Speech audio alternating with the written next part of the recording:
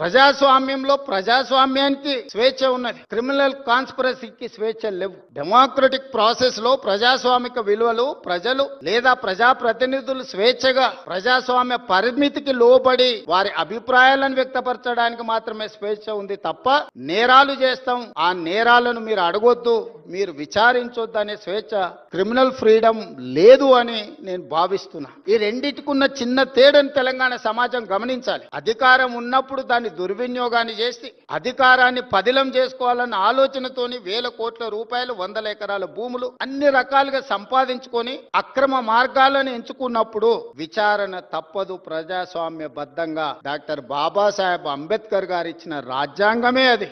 ఒకసారి హోదాకు వస్తే ఏ నేరాలు చేసినా ఆ నేరాలను విచారించకూడదని ఎక్కడా లేదు.